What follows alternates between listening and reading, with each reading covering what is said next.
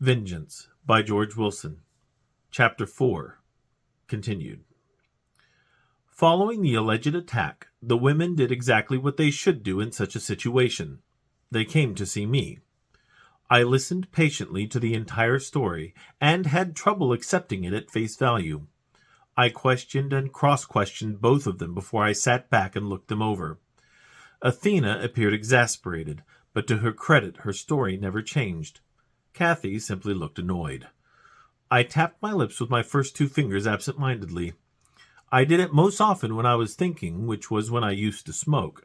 Even after I quit, my fingers continued to find my lips during those times when I reached for a pack, and it wasn't there. I hadn't smoked in years, but every once in a while, that habit came up. So, I said, recapping the story once again, some guy in a black outfit broke in, quoted scripture, chased you around your house, out into your yard, and he didn't catch you. Obviously not, Athena sighed, and I think he's a she. She had told me this already, but I just wanted to go over it one more time. It seemed a little hard to accept that a crime of this nature would be perpetrated by a woman, and then that she allowed herself to be identified as a female. I would have thought that since we would have assumed the killer to be male, the woman would keep her sexual identity a secret. A she? I asked. She spoke to me in a whisper, Athena said, but it was definitely female. Did you know the voice? I asked. Athena sighed and shook her head as she had before. I was certain there had to be something she wasn't telling me about all this, but whatever this information was, she was keeping it to herself. I rolled my eyes and looked at Kathy. And you didn't see anyone, I confirmed with her. No, Kathy clipped. I see, I replied, narrowing my eyes in thought. I caught myself tapping my fingers against my lips once again and casually brought my hand down to my lap. I figured I could go ahead and let them know my opinion of their story at this point, along with what I had learned that they had failed to mention. Ladies, here's my problem with all this, I told them. To date, there have been 4 murders and no witnesses. In addition, Mrs. Michaels, we've found that you've been treated for severe clinical depression over the last year, making you prone to a large number of anxiety and panic attacks. Is that correct? Well, yes, Athena said in a shaky voice. But I just lost my father. We know this, I said. Detective, Kathy piped up, how is this relevant? I had hoped she would ask. So I turned the conversation to her with that look I give people when I'm aware of something they don't know that I know yet. Well, Mrs. Brackett, I said condescendingly, why don't you tell me? I'm sorry, Kathy said with some genuine confusion. According to the information you decided not to provide, I said confidently, you work at the mental hospital. That means you are probably more qualified than me to make this type of observation, aren't you? Kathy immediately saw where I was going with this. She narrowed her eyes and dropped right into doctor mode. If you're suggesting this is some kind of hypomanic episode, I think you need to rethink it. I see, I said, mentally noting that she avoided the question. I turned back to Athena. Okay, for the sake of argument, why did he, or she, let you live? Let me live? Athena replied incredulously. I escaped. She didn't let me live. Athena, think about it, Kathy chimed in. He doesn't believe you because you're a suspect. I had to give Kathy some credit for her intelligence, though it didn't take a doctorate to note that those closest to a victim are the first targets of investigation. I wasn't sure if she knew she was a suspect too, living next door and all. However, being not at complete liberty to discuss it yet, I feigned ignorance. No one said you were a suspect, I reassured Athena. Detective, do you really think we're that stupid? Kathy interrupted. I looked at her innocently. I don't follow you, I said. Well, let me lay it out for you, Kathy said, really thinking she's in charge at this point.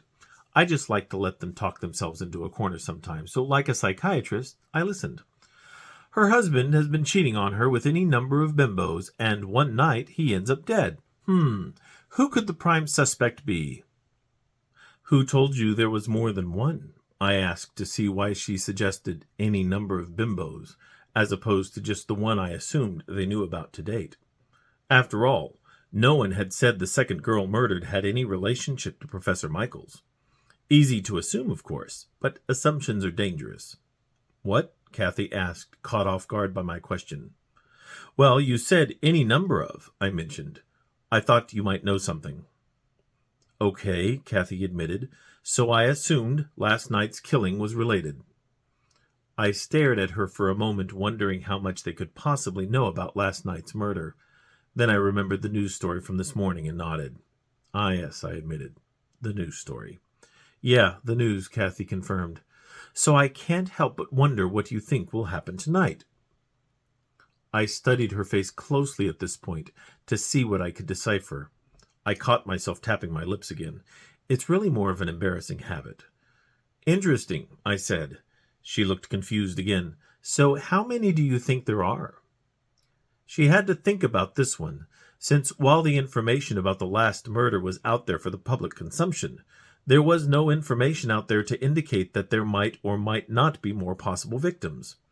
I wondered again if she might know something she wasn't saying. All right, she sighed. I assumed again.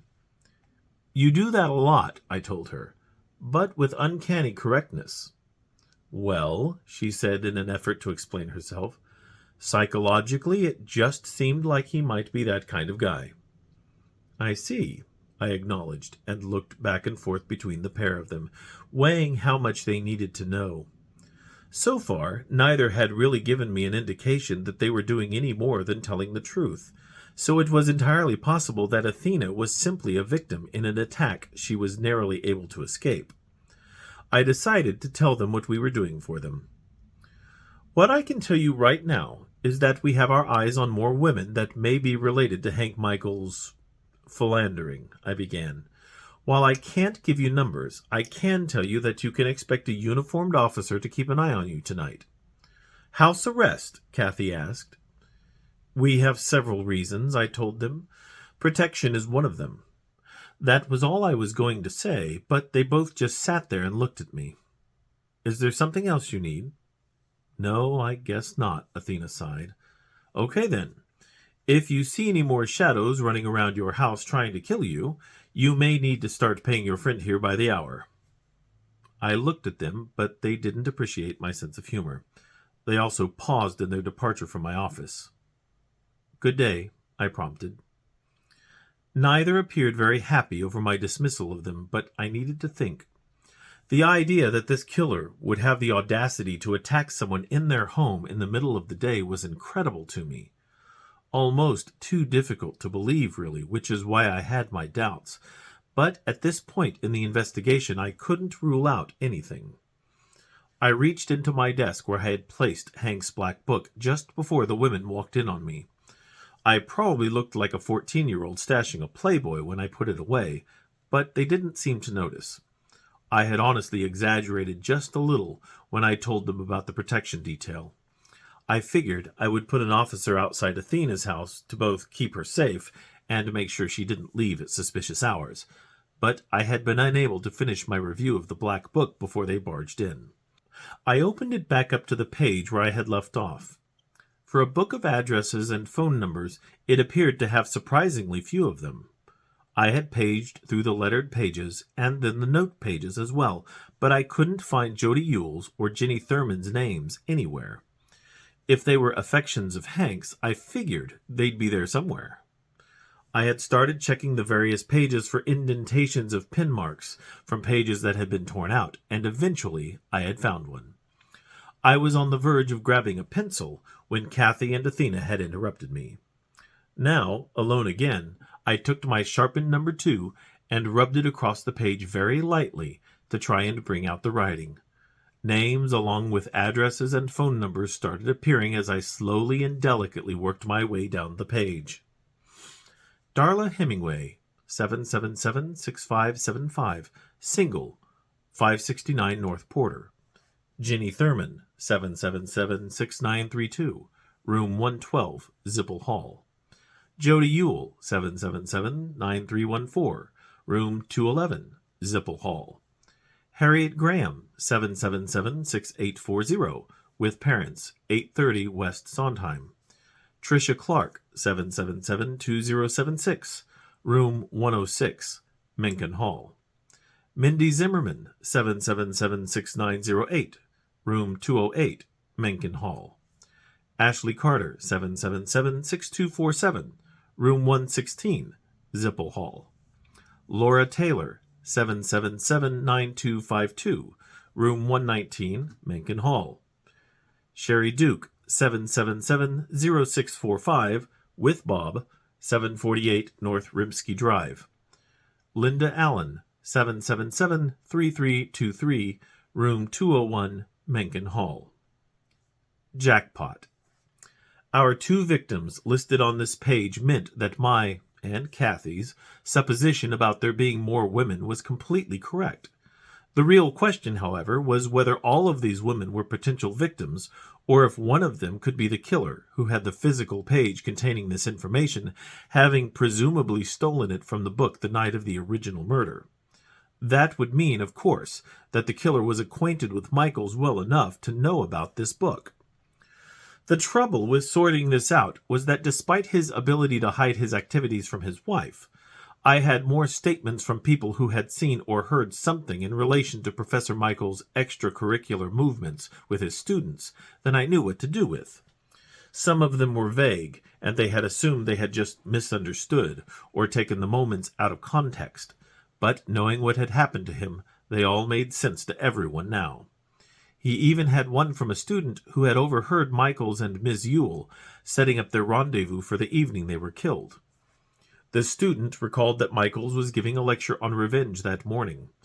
The class was of a modest size, like most of the classes at the university, only having about 30 students sitting at desks like a traditional public school classroom. One of the more curious features of Michaels' classroom that many people never thought about until after his excessive philandering came out was that the blinds in his room were often down, and even the window on the door was covered. It gave the room a dark look even on a sunny day, when the rest of the school was bright and cheerful. What I found the most fascinating about this testimony was the way Michael's lecture played into the case surrounding his death. When revenge consumes the psyche of an individual, Michaels had said that morning, according to the recording I was given of it, they will go to any lengths to get the satisfaction they think they need. Then what? They fill that space by deciding everyone associated with the initial person is to blame for the problem, and take out their revenge on them as well, instigating a long, vicious cycle of vengeance that can never truly be fulfilled. The class bell sounded at that point, and the students gathered their things together to leave for their next class. The slowest in gathering her things was Jody Ewell, but no one paid any attention to this until later. Test over this unit on Friday, Hank reminded them as they left. You don't study, and my revenge will be on your transcripts. Curiously, no one laughed.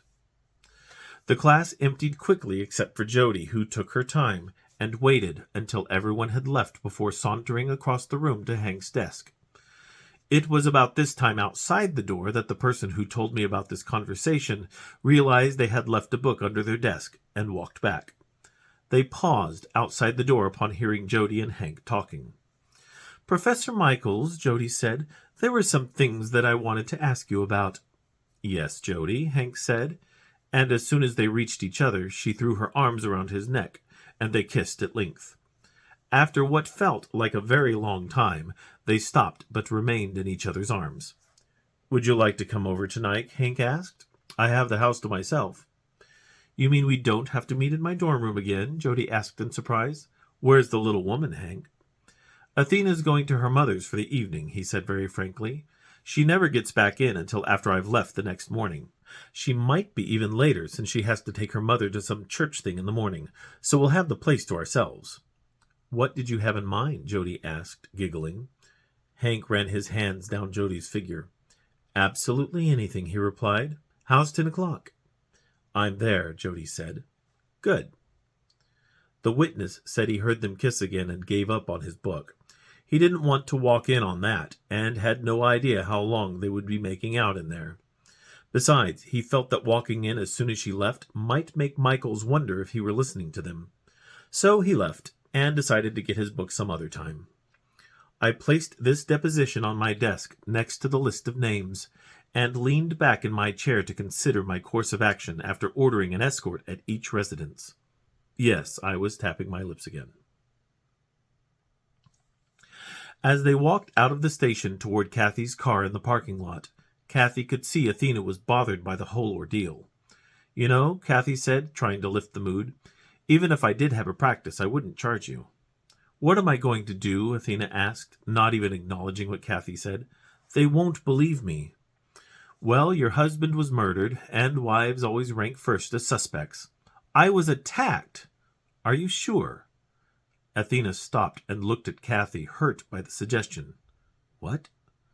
I'm your friend, Kathy said as gently as possible, so don't take this the wrong way, but are you sure someone was actually in your house? I saw her, Athena insisted. I didn't say you didn't see something, but are you sure someone was there? I don't understand. You described a shadow. That's it. You were still recovering from depression when this hit you.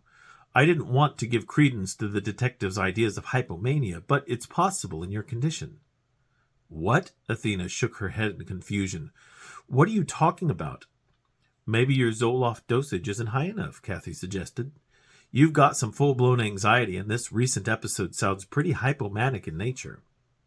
I don't know what that means, Athena said. Maybe you should consider talking to someone, Kathy suggested. It doesn't have to be a psychiatrist. You could talk to Pastor Chambers if you wanted. About my episodes? Athena asked, sarcastically placing air quotes around episodes. I was just saying it was possible, Kathy said. I'm not going insane, Athena insisted, holding her head once again, wondering if the assertion were true. Didn't say you were, but the detective has a point. 4 dead, no witnesses. You survived. Are you saying I killed him? Athena scoffed. No, Athena assured her, but answer me this. What did you dream about that night? Athena looked away from her, thinking. She shook her head and walked toward the car again. I don't remember.